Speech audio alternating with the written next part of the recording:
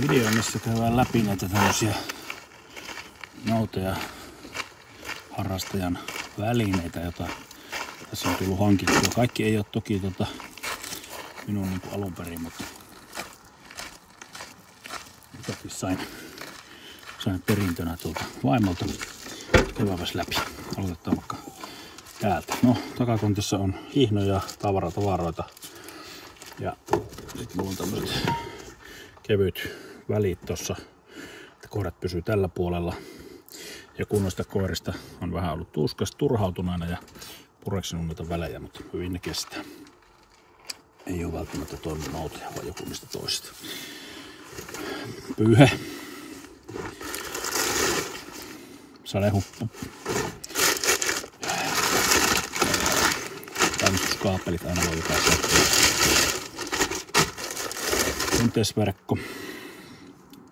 Sitten mulla on sellainen aurinkoverkko kanssa. Sellainen täällä. Ruoka tai ruokakuppi. Pidennettävä kävelykeppi. Ja näitä on nyt taas paljon liikkeelle, että kannattaa olla varovainen. Sitten on täällä on setki, minkä voi ottaa tuonne. Muistaa, minnekä on marakki tai joku ohjaus tulossa, niin tuo auttaa siinä. Ja sitten melkein kaikkea varmaan onkin tuolla toisella panossa tuon mukaan.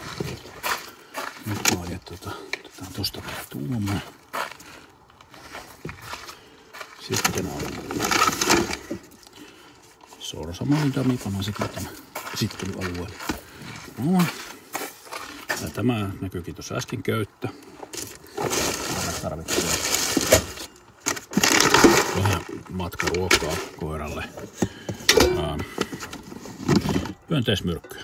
Tätä on hevosten hyönteismyrkky. Tämä on sama mitä ihmisillä käytetään. Eli vaikuttava aine on, missä se lukee, ikaridiini.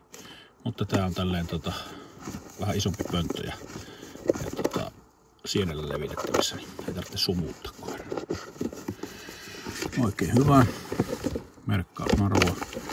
Siipidami. Laitetaan sekin tuonne ja palataan siihen vähän myöhemmin. Toinen karvadami. Otetaan tuohon jemmaa. Tuota me tarvitaan kanssa.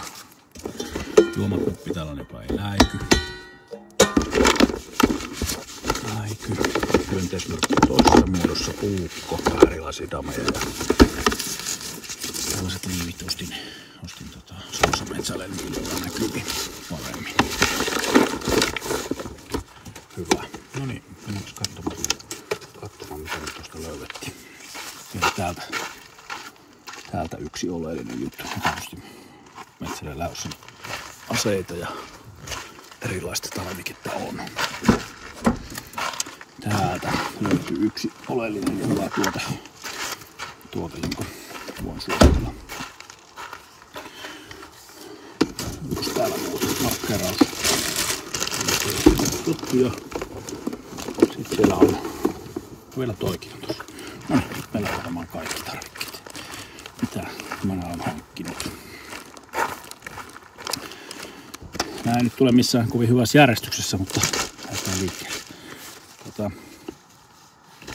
Tämä on nyt viimeisin hankinta, joka on siis tällainen Valks-tuulo. 65 sentin korkuinen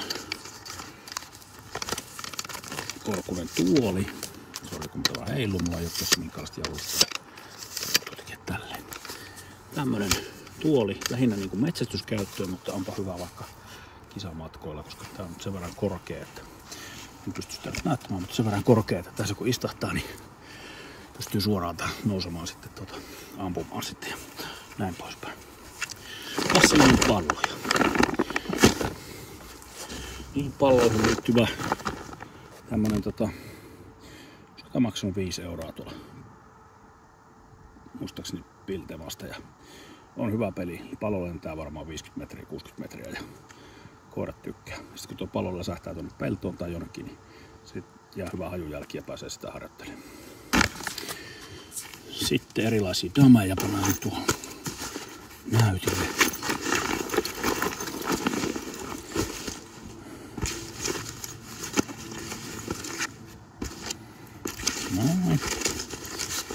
täällä on melkein kaikki erilaiset. Joo, nämä loput on sitten vaan eri merkkisiä ehkä tai jotain vastaan. Noin, no niin, käydään läpi. Eli tää on sellainen linjadami. Tää on tämmönen paksu painava tötterö, joka pysyy pystyssä tuolla. No ei se pysy, mutta tuossa esimerkiksi pystyssä.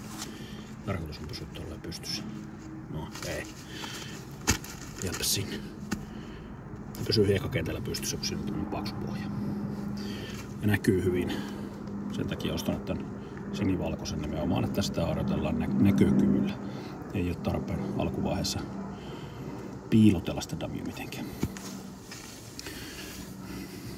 Sitten ihan tällainen perusdami. Tää nyt on Noutajakoirajärjestön ostettu keltainen dami. Tämäkin näkyy hyvin koiralle. Eli on helppo heittää ja helppo havaita sitten tuolla kun harjoittelee. Myöskin silmien käyttöä oppii siinä ainakin heittovaiheessa ja linjoja tehdessä. Eli tämmönen. No tää on ihan samanlainen, mutta tässä on vaan ostin tämmösen setin, missä on numerot 1–10. Ja on helppo käyttää vaikka sitten tuossa hakuharjoituksessa, kun muistaa sitten, että mikä numero oli missäkin paikassa ja niin poispäin. Oranssi väri, koira ei näe sitä, vaikka se on näin kirkas ihmiselle, niin, tai ainakaan kaikki koirat näe. Nurmikolle kun tän heittää, niin se tuntuu, että se on ihan sokea sille ja pääsee sitten käyttämään vähän sitä hajuaistia. Markkeerausdami. Tää on samanlainen, ehkä vähän erilaiset sisukset täällä ja vanhempaa kaliberia. Tässä on tämmöiset liehukkeet, jotka auttaa sitten, että se näkyy. Sitten siinä on punaista ja valkoista, jotka näkyy myöskin, kun heitetään. Näkyy sillä ilmassa. Noin. Samanlainen markkeerausdami, mutta tää on tällainen superkevyt. Täällä ei ole mitään hiekkaa sisällä, vaan tää on tämmönen varmaankin sellainen uimapöytkö siellä sisällä. Eli tätä voi, tää on niin sanottu talvidami. Näkyy tosi hyvin, kun tää on violetti ja jää lumen päälle kellumaan. Useimmiten. Tuommoiset hiekkaset, ne uppoo sinne sisälle. No. Sitten on tällainen iso valkoinen dami. Tämäkin näkyy. Tämä on tarkoituskin, että se näkyy. Voi käyttää linjassa. Tämä painaa kilon. Tällä voi harjoitella sit sitä, että myöskin joskus riista voi olla painavaa. Tämä on vähän vaikeampi heittää, kun tuo painaa niin paljon. Sitten on näitä tällaisia minidameja. Näitä mulla on enemmänkin. Ja nyt just tilasin lisää sen takia, että voidaan tehdä tuolla pellolla vähän silleen haastavampaa enää työtä. Niin näitä on mukava olla taskussa. Nämä mahtuu helposti hupparitaskuun, vaikka 5 kappaletta. Pystyy harjoittelemaan muistipaikkoja tai mitäpä haluakaan. Ja vihreät ei taas näe koiralle. Sitten jättikarvadami. Tämä on perintö. En tiedä, tämä on tehty joku tämmönen pussukka ja sisällä on tavallinen dumi vai mikä tämä on, mutta tuoksuu voimakkaasti ja on koiran mielestä herkullinen. Näitä muuten voi harjoitella ihan sitä taipparin jälkeä ja muuta sillä tavalla, että jos on vaikka vähän ryöhnäisempää kania, millä vetää, niin pistää tämmöisen sinne päähän ja harjoitellaan vaan sitä jäljen seuraamista. Sitten meillä oli tässä kesällä kantamisongelmia ja sitten oli vähän riistan kanssa ongelmia, sitten harjoiteltiin tämmöisellä lokin siipidamilla. Tämä on kiinnitetty vaan teipillä tuonne päähän sillä tavalla, että siellä taitaa olla pikkusen niitä välisulkiakin tuolla teipattuna. Se muuten tahtoo irrota tosta ja hajoaa helposti täältä muutenkin tämä tämmöiset. Nää ei ole oikein kestävä ratkaisu, mutta ei ne ole tarkoitus mitään pysyviä ollakaan. Harjoitellaan kantamaan. Sitten sorsadami, näitä on erilaisia. Tää on nyt tämmönen oikein sorsan näköinen ja tää on niin iso, että tää nyt on vähän hankala kantaa tuon, niin se oppii sitten ehkä vähän parempaa kantotapaakin kuin. Tai toivoisin, että oppii, mutta käytännössähän se usein kantaa sen tuosta siivestä. Mutta harjoitellaan sitä. Sitten. Nämä on tämmösiä hyvin näkyviä klipsillä olevia tämmösiä huikkuja, joita voi laittaa sitten tuonne puihin roikkumaan, kun niin muistat missä ne on ne markkeeraukset. Ei pitäisi näkyä, mutta saattaa se olla, että se oppii katsomaan näitäkin sitten koira, kun oikein taitavasti menee. Hyvä. Sitten on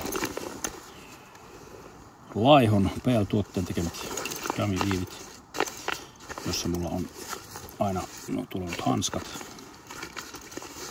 ja takana on tämmösiä käytettyjä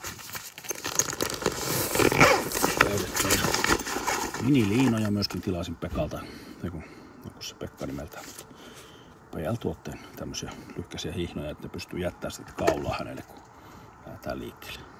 Tää on tämmönen niinku lyhyt noutaja-hihna, minkä voisi laittaa tosta nyt, että jos haluaa taluttimena käyttää, niin vaikka fleksiin kiinni, mutta muuten se voi jättää sen niskaan ja pitää siitä kiinni vaan siinä vaiheessa, kun ei vielä koira osaa pysyä paikalla.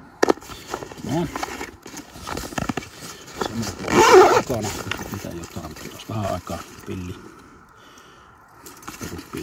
ruokakippo tai tällainen säkki. Toiset hanskat näköjään. Annetaan tonne ruokaa. Sitten täällä on varapilli. Sieltä toisessa taskussa saa ruokaa säilössä. Tää on nyt tyhjä. Muistaakseni täällä pian puhelinta. Tää on vähän eri asia, kun ei pidä päällä tätä. Niin ei muista mitä se on. Tuolla sen taskussa ei ole mitään, mutta siellä on ollut muistaakseni sitä merkkaa nämä ruomiit.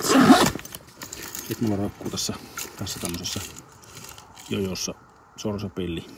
Tää on vähän tämmönen turattu versio ja se on tuollaisia klipsiä jatkokäyttöä varten. Sitten on tämä Metsäkulman kuorepalvelus. Damin laukku tähän mahtuu tosi hyvin näitä dameja tänne sekä sisällä että sitten tähän ulkopuolelle. Tämmöisiä pystytaskuihin. Ihan valtava määrä. Niin erillisessä laukussa on vielä lisää näitä talvia kautta vesidameja ja niihin tommosena lisää bonuksena. Oikeastaan mikä tahansa damit saa sitten valkoiseksi, kun laittaa tommosia sukkia siihen päälle.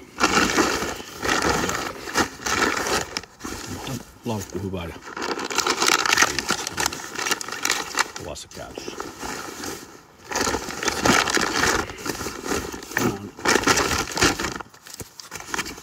Kuulusolemet.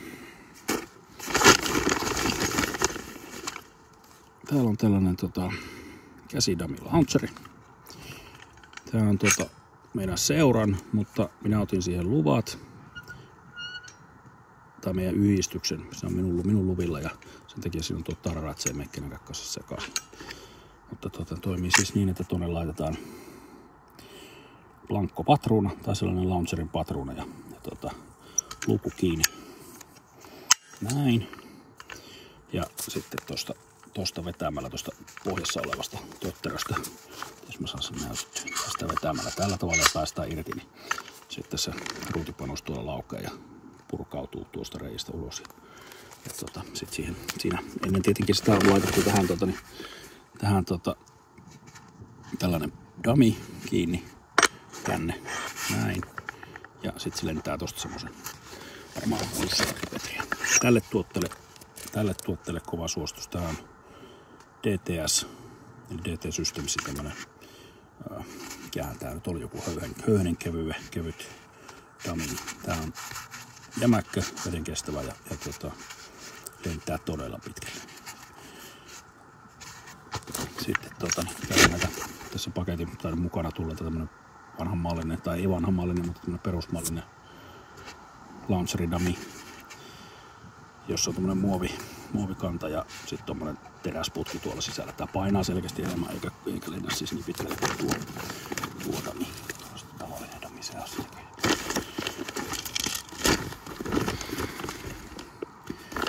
Sitten minä ostin, tuo oli siis yhdistyksen dummy. Sitten mä ostin tämmösen sorsamallisen dummin. Hyvin.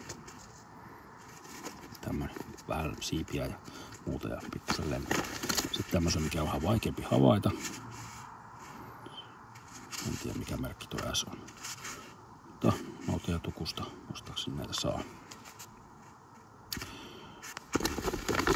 Sitten on vielä tämmönen kumipailura, joka siis tämä lentää kans varmaan tosi pitkälle, mutta ei ole tullut paljon käytettyä. Enemmän semmonen tennispallon korvikin. Tämä on näistä minusta paras. Ja aion tilata lisää vielä toisen värisestä, sitä oranssia ja valkoista. Tulee tällaisessa laatikossa noin panokset. Ja kun mulla on täällä oikeastaan sitten muutakin. Eli nämähän on luvanvaraisia tuotteita. Nämä on starttipistoolin panoksia. Näitä voi ampua tuolla samalla vehkeellä. Eli tässä on todella pieni, käytännössä pelkkä nalli tuolla sisällä. Mutta äänimerkkeinä oivallisia. Ne tulee tällaisessa paketissa oikeasti. Sitten sinne on launcheripakosti. Hankin sellaisen jostakin kautta hankin paketin tällaisia punaisia, mutta näitä en ole uskaltanut tuolla ampua, kun varmaankin on mahdollista, että ne on liian kovia tuohon vehkeeseen. Ainakin ne tuli sellaisessa paketissa mukana. Mutta punaiset on siis kaikkein voimakkaampia, sitten on keltaisia ja vihreitä. Ne tunnistaa tuosta päässä olevasta. Tuossa on esimerkiksi keltainen, nämä on jotain vanhoja, missä on tuollainen vahatuppa tai joku tuolla sisällä. Tuossa on sitten uudemmallinen keltainen, tai nyt ainakin mitä nyt saa tilattua, niin tollanen. Ja tosiaan vihreä on vastaavasti vihreä kärkinen. Mutta mä jouduin laittaa ne tämmöiseen, kun havaitsin, että jostakin syystä varsinkin nämä vihreät, ne on mennyt pilalle. Ne on kostuneet varmaan jossakin ja niistä kuuluu käytännössä semmonen pikkuinen box ja dami lentää semmosen 3 metriä siitä osuutta. Niin vähän turhan päivästä ampua, kun ei koira edes näe niitä. Mutta ovat siinä niin merkinantotarkoituksessa. Me säilytään niitä tuommoisessa isossa, tuo on varmaan kuin kännykkäkoteluvana, niin semmosessa. Sitten ostin vielä jostakin vielä ihan aitoja 22, eli siis pienoiskiväärin plankkopaukkuja. Näissä ei riitä teho heittämään mihinkään sitä launcheria, eli näissä todennäköisesti ei ole ruutia, vaan jotain kytäkämpää ainetta, joka kehittää painetta eri tavalla. Niin sen takia nämä on melkein samannäköisiä kuin nuo keltaiset, mutta jos läheltä katsoo, niin ei ole ihan. Nyt se putosi tuonne sekaan. Varmaan tuo. Joo, no niin. Semmoset tarvikkeet. Sitten vielä taas yksi unohtuu esitellä täällä.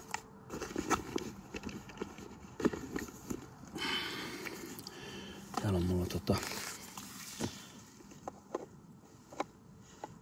kahdenmallista, mikäs tämä nyt oli? Grouse, se on vissiinkin teeri tai joku vastaava elukka, mitä ne Amerikassa kasvattaa. Tai siis kasvaa. Ja sitten sorsa tai mikäpä ankka tämä nyt onkaan, niin sen hajustetta.